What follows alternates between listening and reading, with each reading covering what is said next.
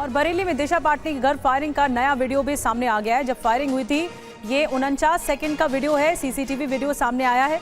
12 सितंबर को दिशा पाटनी के घर पर, बरेली वाले घर पर फायरिंग हुई थी। अपाचे बाइक से ये दोनों बदमाश आए थे। फायरिंग के बाद फरार हो गए बदमाश, ये जानकारी मिल रही है। और देखिए, ये नया सीसीटीवी बताया जा रहा है। ये देखिए, फायरिंग करते हुए सामने से दिखाई दे रहे हैं ये बदमाश, ये अपराधी। दिशा पाटनी का ये घर है और आते हैं बाइक से, और उसके बाद एक उतरता है और बाइक से उतरने के बाद गोलियां चलाना शुरू कर देता है। तस्वीरें आपको दिखा रहे हैं, विवेक लगातार बने हुए हैं। विवेक, अन्य दो बदमाशों के बारे में क्या जानकारी अब तक मिल पाई है, अपडेट दीजिएगा। साथ ही इन बदमाशों के पास से जिगाना हथियार मिला था जो कि भारत में बैन है। देखिए, बात की जाए तो इस पूरे वारदात को अंजाम देने में नकुल और विजय की तलाश की जा रही है और साथ ही तीसरे उस शख्स की तलाश की जा रही है जिसकी तबीयत खराब हो गई थी। तो इन 3 लोगों की तलाश की जा रही है, जबकि रविंदर और अरुण पुलिस मुठभेड़ में मारे गए हैं। इसके अलावा जिगाना और ग्लॉक पिस्टल जो है इनसे बरामद की गई है। जिगाना पिस्टल जो है UEN Jaipur is a perfect target for prospective students aspiring for good jobs, good education with future-ready skills. वो गैंगस्टर्स की पहली पसंद बनती हुई नजर आ रही है, क्योंकि देखा गया कि अतीक अहमद की जब हत्या की वारदात को अंजाम दिया गया था उसमें भी जिगाना पिस्टल का इस्तेमाल किया गया था। इसके अलावा सिद्धू मूसेवाला की जब हत्याकांड को अंजाम दिया गया था उसमें भी जिगाना पिस्टल का इस्तेमाल किया गया था। ये जिगाना पिस्टल जो है नेपाल के गैंगस्टरों से या तो मंगवाई जाती है या फिर पाकिस्तान से ड्रोन के माध्यम से मंगवाई जाती है या फिर मध्य प्रदेश से मंगवाई जाती है। तो जिगाना पिस्टल इसमें अहम देखी गई है कि जिगाना पिस्टल का इस्तेमाल जो है फायरिंग के दौरान इस्तेमाल की गई थी और इन बदमाशों के पास से जिगाना पिस्टल बरामद। पास और ज्यादा जानकारी के साथ, लेकिन एक और अपडेट इस पूरे मामले पर यह मिल रहा है, क्योंकि 5 शूटर है, 5 अपराधी हैं इस पूरे मामले में इन्वॉल्व। और एनकाउंटर को लेकर जो नई खबर सामने आई है वो ये है कि स्प्लेंडर बाइक पर नकुल और विजय नाम के शूटर बैठे हुए थे। अपाचे बाइक पर अरुण और रविंदर बैठे हुए थे। एनकाउंटर में अरुण और रविंदर को ढेर किया गया है। एनकाउंटर में मुठभेड़ में मारे गए हैं, लेकिन अभी भी 3 की तलाश जारी है। ये अरुण और रविंदर अपाचे बाइक में बैठे हुए थे, लेकिन स्प्लेंडर पर जो बैठे थे अपराधी, उनका नाम नकुल और विजय बताया जा रहा है। ये भी शूटर थे और इनकी तलाश की जा रही है। एनकाउंटर में 2 अपराधियों को ढेर किया गया है। 2 शूटर नकुल और विजय फरार हैं, तलाश की जा रही है।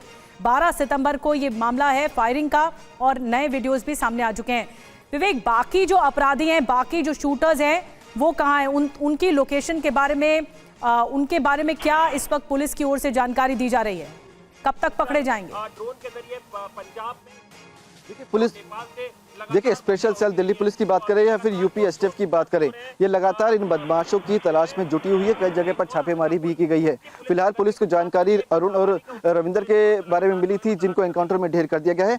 विजय और साथ ही जो नकुल है उसकी तलाश बदस्तूर जारी है और तीसरा वो शख्स जिसकी तबीयत बरेली पहुंचकर खराब हो गई थी उसकी भी तलाश जारी है। पुलिस का कहना है कि जल्द ही इन्हें गिरफ्तार कर लिया जाएगा और साथ ही ये भी जानने की कोशिश इन लोगों से की जाएगी कि आखिरकार ये जो हथियार आए थे ये कहाँ से आए थे, किन लोगों ने इन्हें डिलीवर किया था। और जिस तरह से विदेश में बैठे गोल्डी बरार और रोहित गोदारा ने इन्हें सुपारी दी थी, तो इनकी बताया जा रहा है कि जो आपस में ये लोग मिले थे ये सोशल मीडिया के माध्यम से मिले थे। और ये भी जानकारी मिली है कि सोशल मीडिया के माध्यम से ही इन लोगों की हायरिंग भी की गई थी और उसी के माध्यम से इन्हें सुपारी भी दी गई थी। तो सारी चीजों की जो जांच पड़ताल है वो पुलिस कर रही है, हर एक कड़ी को जोड़ने की कोशिश कर रही है और जल्द ही उम्मीद जताई जा रही है कि नकुल और साथ ही जो विजय है उसको गिरफ्तार कर लिया जाएगा और तीसरा आरोपी जिसकी बरेली में पहुंचकर तबीयत खराब हो गई थी उसको भी गिरफ्तार कर लिया जाएगा। एक सीसीटीवी फुटेज आपने देखा होगा जिसमें दिखाई दे रहा है कि पेट्रोल पंप पर ये लोग खड़े हुए हैं। 9 तारीख का है, 9 तारीख को ये लोग जो है बरेली पहुंच गए थे। बकायदा दिशा पटानी के वहां पर इन्होंने रेकी की थी, कई बार ये वहां पे गए थे। किस तरह की स्थिति है, कहां पे सीसीटीवी कैमरा है, कहां पे फायरिंग करनी है, के साथ पूरा प्लान तैयार किया गया, जिसके बाद वारदात को अंजाम दिया गया। लौटूंगी आपके पास। इस बीच एक और बड़ी खबर है, एनकाउंटर के बाद दिशा के घर की सुरक्षा बढ़ा दी गई है। दिशा के बरेली वाले घर के बाहर पुलिस का पहरा है, बड़ी संख्या में पुलिस बल की तैनाती है। एनकाउंटर के बाद और भी सख्त सिक्योरिटी कर दी गई है, सुरक्षा बढ़ा दी गई है।